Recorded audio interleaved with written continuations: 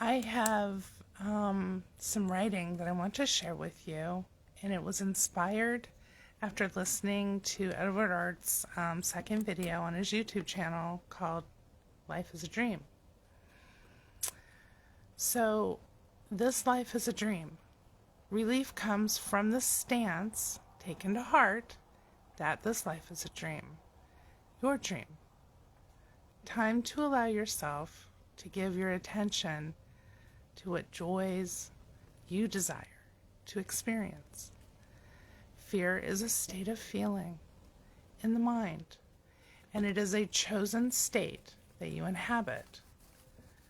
Choosing to inhabit states of possibility, not fear, opens up, and you will expand into a new to you territory. As you inhabit a new state, like a new feeling state. Well, what is a new feeling state? It is a state of being where you feel supported, where you feel capable, where you feel confident. How would it feel to be living within the fulfillment of your any given desire? If you're feeling confident about that, then that's the goal, right? That's the key, is to live in the end as though what it is that you desire is fulfilled, it is given to you. So, most often we find ourselves living in the desire not fulfilled, right? In a state of waiting, wanting, wishing, hoping, praying, begging, hopeless, worrisome, fearful states. And those swirl around lack, doubt, wanting. And there's no real logical, rational way to realize the attainment of those desires, the desire that you have, or multiple desires, whatever the case may be. So, for me, there is a state of allowing that really helps. It helps me just relax. When I have a desire come up, if I settle into a easy state of allowing, then this state is one where you, it's a willing acknowledgement that you are the operant power, that you are the I am, that you are the chooser, that you are the decider, that you are the feeler, that you and only you are the dreamer of this dream, the only dream, and it's your dream. The state of allowing makes allowance for the space needed to believe, trust, and persist in the knowing feeling that you are here and that right now, in this generous present moment, your inner world and your outer world have formed an easy, natural alliance, and you're feeling it, you're perceiving it, you're allowing it. So that means that there's no separation between who you are and what you want to experience or to feel, because you are the I am. I am perfect awareness in the generous present moment, right? In any moment of now is an opportunity to rest easy in the knowledge that you are perfect awareness. So, in this knowing space, in this knowing feeling state, you recognize, you feel all is given and all is received to you by you. The gap no longer is felt, not the way it was. Instead, you are feeling the true beingness of I am.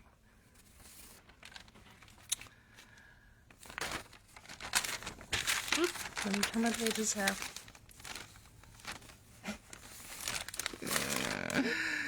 So, your inner secret world, your inner world, is where you begin with feeling, with giving yourself what you want, and then feeling it as though it is already done.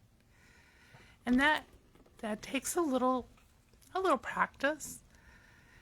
When it doesn't feel like it comes to you naturally, it just takes a little persistence to kind of line up with the feeling that what you want, what you desire is fulfilled, it is given to you, and there's nothing standing in the way. You are the only self choosing the experience that you want. And so when you are in a state of allowing, believing, trusting, knowing that you are I am and that there's nothing in the way, your inner and outer world sync up, right? They feel cohesive. They feel fluid. There's no gap. There's no separation because there's none of those feelings otherwise that would then draw to them thoughts of discord and separation. So those thoughts, they won't come. And you might feel echoes of those thoughts and feelings as you're practicing the allowing part. But those that will shift quicker than you think. And they will begin to fall away. So fear is only perceived when the truth of you becomes tangled up in untruths about you. The I am is perfect truth. The generous present moment is access to the ever-present and eternal I am. Your only interest should be investing your trust, your beliefs, and your allowing in the truth of your inner beingness. Then your outer world must reflect these truths back to you. To the outer beingness of you. Your own personal experience will be lived, and you will then have evidence. You'll have experiential evidence that that's how this works. Fear and all its cohorts, cannot abide, thrive, or exist without you. Attention, allowing, and beliefs that fear, however it presents itself, is real. That's where we get caught up, and they can be the tiniest little things. But those are the things that can catch you up and tangle you up in the untruths. And then you're experiencing those in your outer world, and you might be thinking, how the hell did that happen? How did I do this? I couldn't have done that. I couldn't have created that. I wouldn't have asked to experience that. But we're the operant power. And so everything that we're experiencing in our outer world is in alignment with our feeling states of being. So what this is saying is just you're giving yourself permission to fully believe that you have control over what you're experiencing in your outer world, but that it begins first with you in your inner world. So, the realness of fear and fear-based thoughts and beliefs, those all begin to drop away when you cease giving it your divine energy. You are the operant power. You are the I am. And I know it feels a little weird. To me, it felt a little weird at first to be like, oh, I am God, right? I'm the only one doing all of this. I mean, it can feel a little strange and off-putting at first. But it also makes sense that I am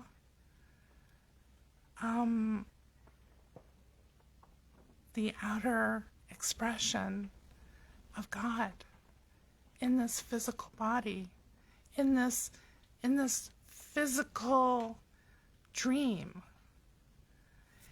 And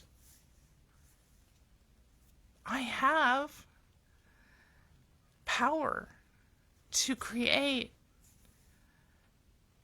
or at least to choose how I want to feel, which opens everything up for me to experience accordingly to what I'm choosing, right? And that makes sense to me. And that feels good to me. So to take responsibility for what I'm feeling, thus what I'm creating and what I'm experiencing, seems really reasonable to me. And as I do this, as I continue to play with this, I'm finding that it's working, and that I'm having experiences that are more in line with what it is that I want. And so, and it's supposed to be easy, and it's supposed to feel good, and it's not supposed to be so confusing and frustrating to live the life that you want to live. So that's why I made this video, and that's why I do what I do, because I want to share this with you. It's such good news, and like Edward Art says, it's such a huge relief, and that you know, when you begin to settle in with your inner truth of you, the divine, the whatever you want to call this,